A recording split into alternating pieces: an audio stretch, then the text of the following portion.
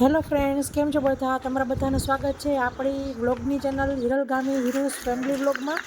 તો અત્યારે ભુજ ગયા છીએ અને ભુજમાં પણ સ્મૃતિવન અર્થક્વેક મ્યુઝિયમમાં આવ્યા છીએ. તો થોડી ઝલક તમને બતાવું. અંદર તેની ગેલેરી છે, તેમાં વિડીયો શૂટ અવેલેબલ નથી, કરવાનું નથી હોતું. ખાલી બહાર તમને જે દેખાય છે તે બતાવું છું. તો તમે જોઈ શકો છો, આવી રીતના જ એન્ટર થતાં આવું દેખાશે. અને તમારે ત્યારે જવું હોય, ટાઈમ લઈને જવાનું થશે. 3 કલાક તો થઈ જ જશે, ગમે એટલું ફાસ્ટ જોશો તો પણ. એટલે 3 થી 4 કલાક સમજીને ત્યાં જવાનું.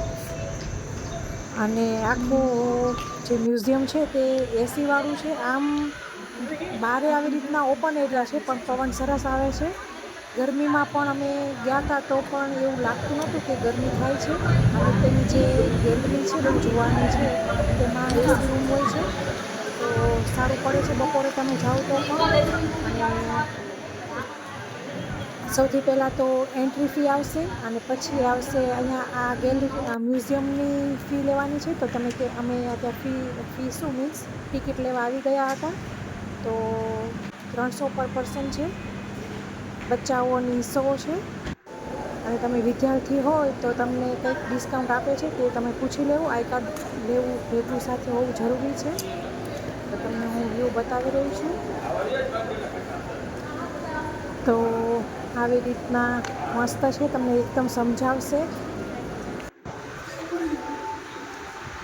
ચોખ્ખાઈ એકદમ સરસ છે. તો આવી રીતના ભુજ જાઓ તો સ્મૃતિવન જરૂરથી જજો. વડીલ હશે તો પણ તેમને તકલીફ નહીં પડે. લિફ્ટ દરેક ફ્લોર પર આવેલી છે.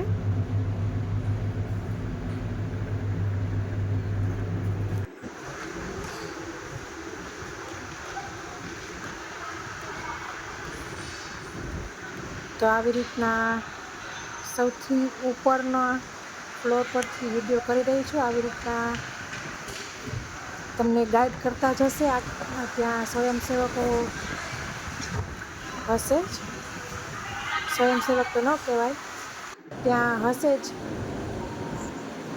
એમ્પ્લોઈઝ. તો તે તમને ગાઈડ કરતા જશે અને તમને સમજાવતા જશે. તો હવે આપણે જોઈને પાછા નીચે ઉતરીએ છીએ. ઉપર અને નીચે બંને તરફ પાણી અને વોશરૂમની સરસ વ્યવસ્થા છે. રેસ્ટોરન્ટ પણ આ પર આવેલી છે. ટિકિટ તમારે આખા મ્યુઝિયમ ફરો ત્યાં સુધી સાચવીને રાખવાની છે.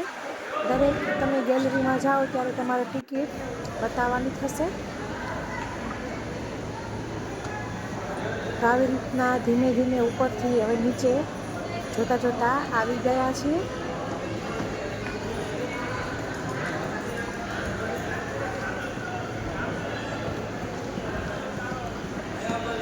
તો જે કચ્છમાં ભૂકંપમાં અસરગ્રસ્ત થયું હતું તેનું સરસ સંગ્રહાલય છે, બધી માહિતી છે.